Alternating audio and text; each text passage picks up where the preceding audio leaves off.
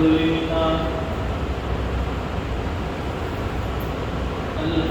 لله وكفى وسلام على عباده الذين اصطفى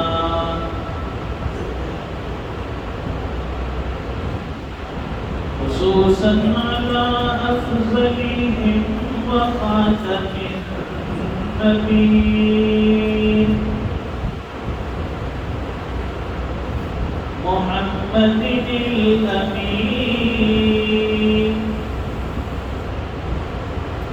وعلى آله وصحبه أجمعين. أما بعد فأعوذ بالله من الشيطان الرجيم. بسم الله الرحمن الرحيم.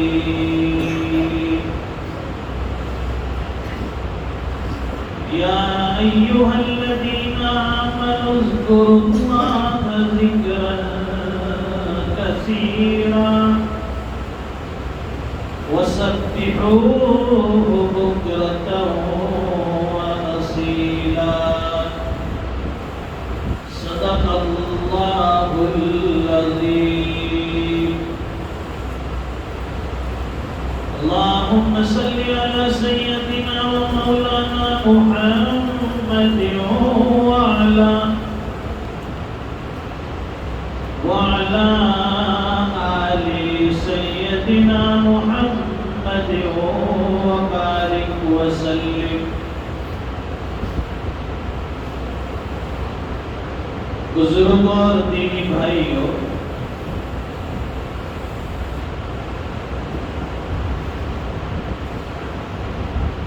دنیا کا یہ دستور ہے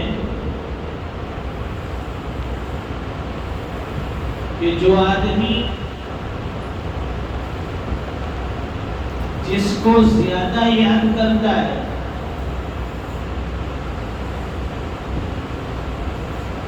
اس آدمی سے فطری طور پر انسان کو محبت ہو جاتی ہے.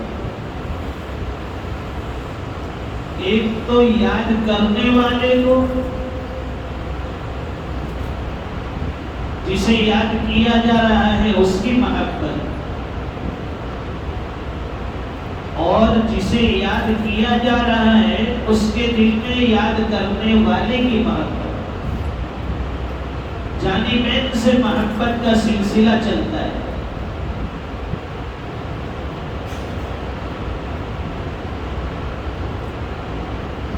ایک آدمی دوسرے سے کہتا ہے کہ میں آپ کو برسوں سے یاد کرتا ہوں، آپ کا ذکر خیر کرتا ہوں، تو سامنے والا آدمی ظاہر ہے کہ اس کے دل میں بھی اس کی محبت آ جائے گی کہ بھئی یہ بندہ کوئی بیچارہ مجھے یاد کرتا ہے، بار بار میرا ذکر کرتا ہے، تو ظاہر ہے کہ میں بھی اس کے ساتھ محبت کا معاملہ کروں. یہ انسانوں والی محبت ہے. اور جو محبت اللہ کے لیے ہوتی ہے اس پر اللہ تعالیٰ مغفرت فرماتے ہیں. دو مسلمان آپس میں اللہ کے لیے محبت کرتے ہیں تو اللہ تعالیٰ اس کے صدقے میں ان دونوں کی مغفرت فرما دیتے ہیں. اب یہ محبت ایک مرد کی دوسرے مرد کے ساتھ، ایک عورت کی دوسری عورت کے ساتھ، یہ اللہ کے لیے محبت کہلاتی ہے. لیکن کسی مرد کی اجنبی عورت کے ساتھ محبت، یہ اللہ کے لیے محبت نہیں ہوگی، یہ تو شیطانی دھوکہ ہے. کوئی آدمی کسی اجنبیہ سے کہے کہ میں تجھ سے بہت محبت کرتا ہوں، اللہ کے لیے کرتا ہوں، اس کا کوئی ثبوت نہیں، اس کی کوئی حقیقت نہیں، اور نہ شریعت میں اس کی اجازت ہے. اور پھر کہتے ہیں کہ میں تو اس کو بھائی مانتی ہوں، اور وہ کہتا ہے کہ میں اس کو بہن مانتا ہوں. اجنبی مرد عورت کے اندر یہ بھائی بہنوں کا سلسلہ اور بھائی بہنوں والا تعلق نہیں ہوتا ہے. یہ سب بناوٹیں ہیں، دوسرے لوگوں کو دھوکہ دینے کے داؤ پیچ ہیں. بھائی بہن کی آڑ میں نہ جانے کتنے گھنونے کام اور کتنے گناہ ہو جاتے ہیں.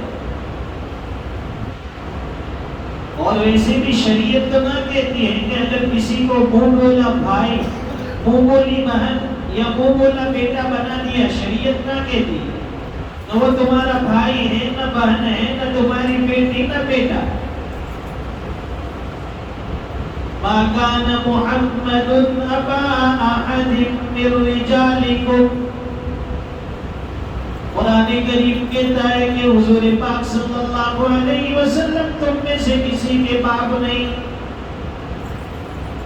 ولكن رسول اللہ وخاتم النبی. حضور تو اللہ کے رسول ہے اور نبیوں کا سلسلہ پر ختم.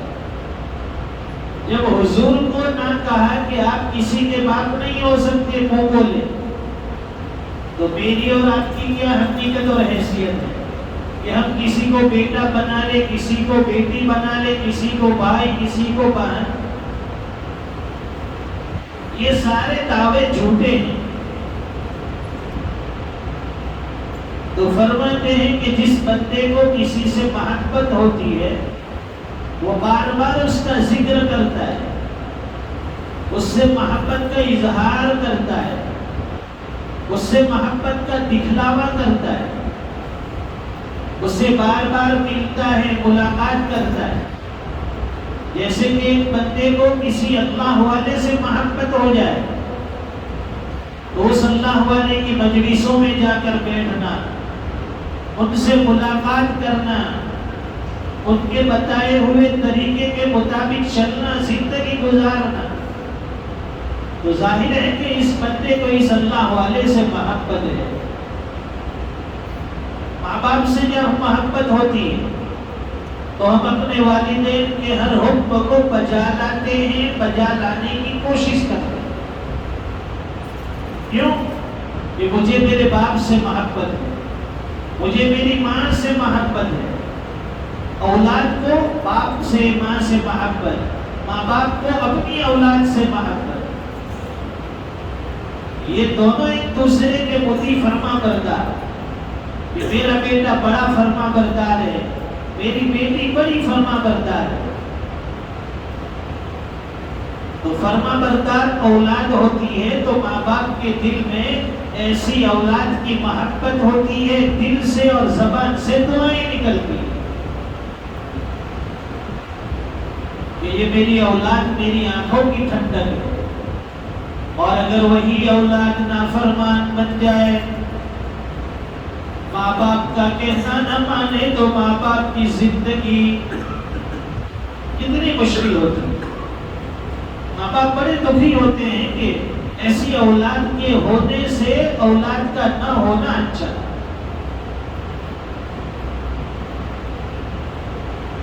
تو ذکر کی بات تھی کہ آدمی جس کو یاد کرتا ہے اس کی محبت انسان کے دل میں آتی ہے.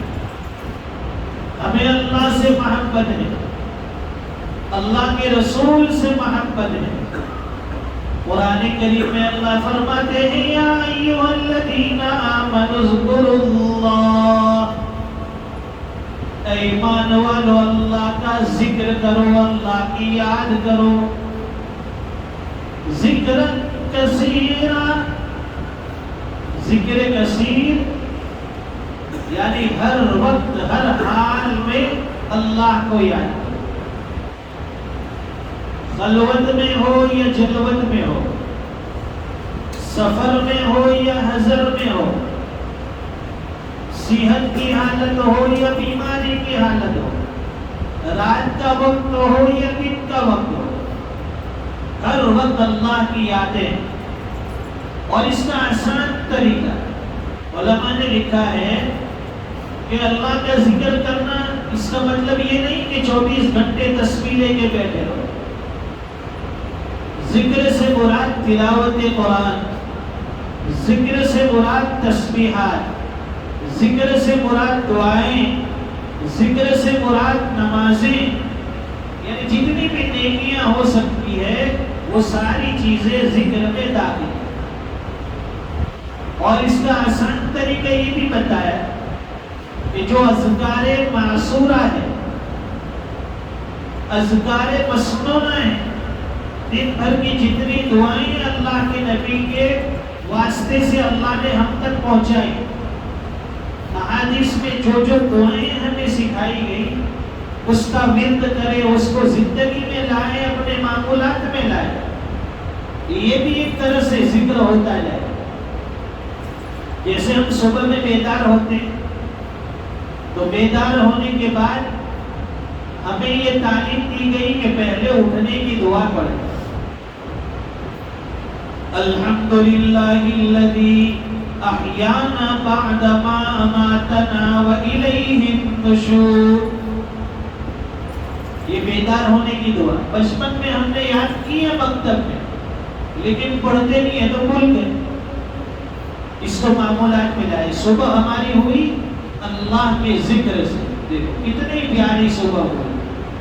ایک صبح ہوتی ہے بغیر دعا کے، اٹھا اور آنکھیں نچوڑتا ایسے، ابھی تو ایک آنکھ کھلی ہے ایک آنکھ بند ہے، اور ہاتھ ادھر، وہ نابینا کی طرف فون کی تلاش میں، اندھا آدمی کچھ تلاش کرتا ہے ایسے فون کے اوپر پہلا،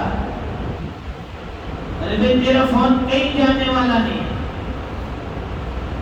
اور کہیں امریکہ یورپ میں کہاں سے تیرے اوپر کوئی میسیجز آنے والے نہیں ہیں۔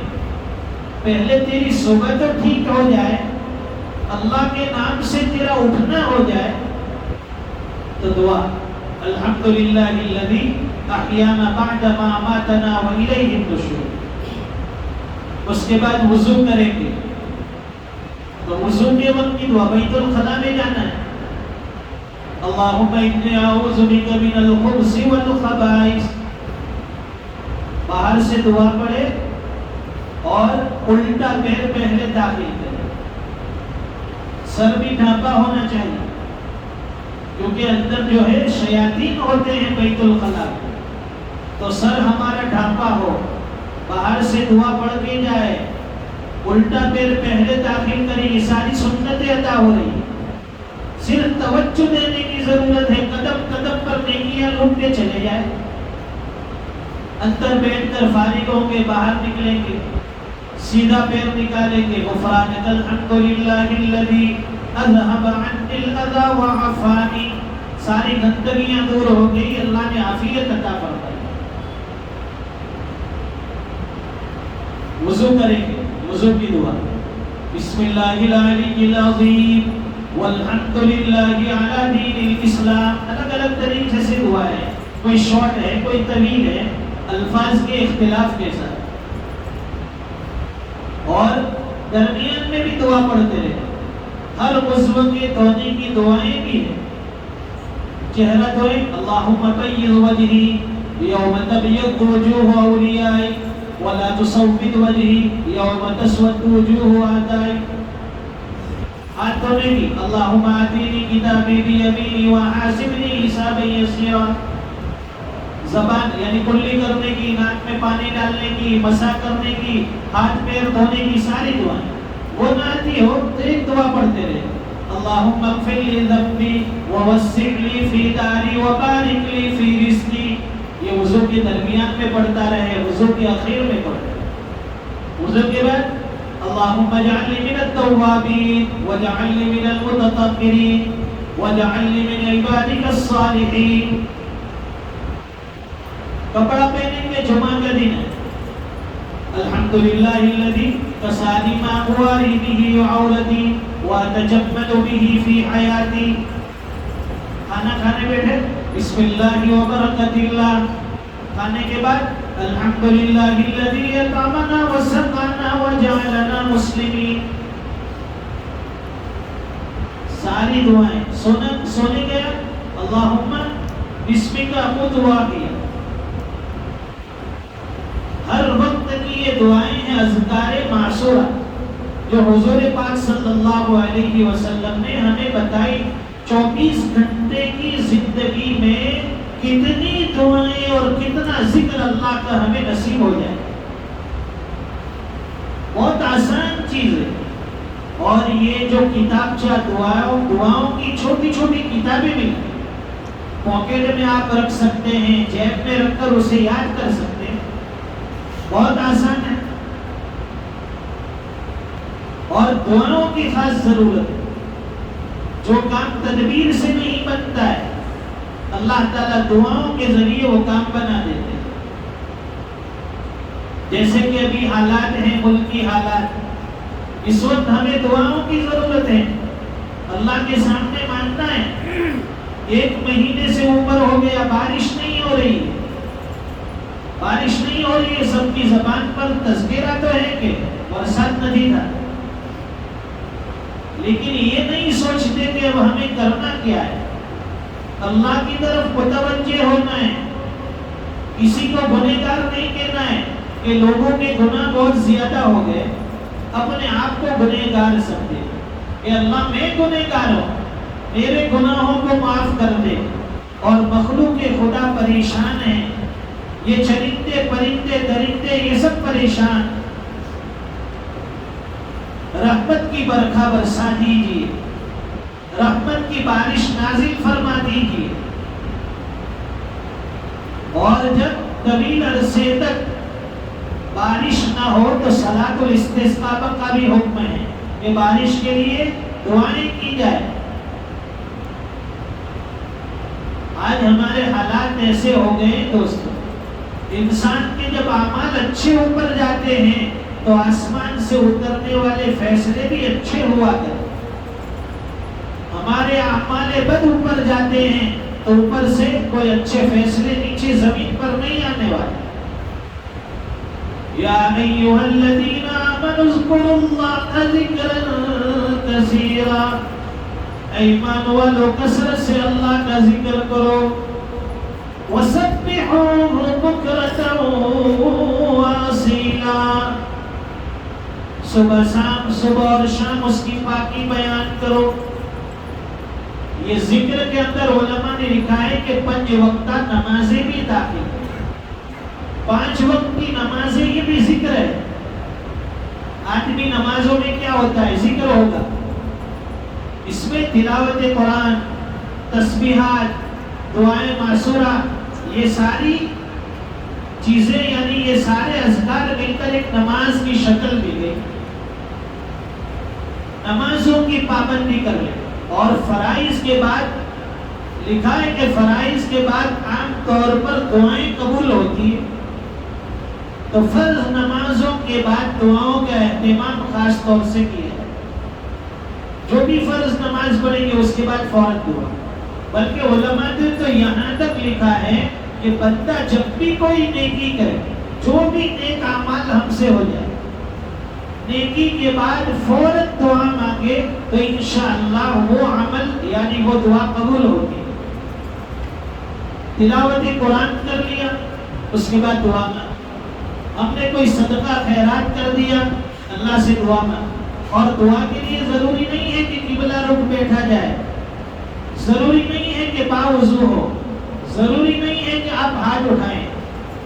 کسی بھی حال میں دعا کر سکتے ہیں. کھڑے کھڑے، بیٹھے بیٹھے، لیٹے لیٹے، بغیر وضو کے، بغیر قبلے کی طرف رخ ہو. اور ہاتھ اٹھانا بھی ضروری نہیں، زبان سے حرکت بھی ضروری نہیں، دل میں دعا کریں. شیخ الاسلام حضرت مفتی تقی عثمانی دامت برکاتہ العالیہ فرماتے ہیں کہ میرے شیخ حضرت ڈاکٹر عبدالحی عارفی رحمۃ اللہ علیہ فرماتے ہیں کہ دعا کو زندگی میں اپنے معمول میں اس طرح سے لائے کہ ہر وقت کی دعا.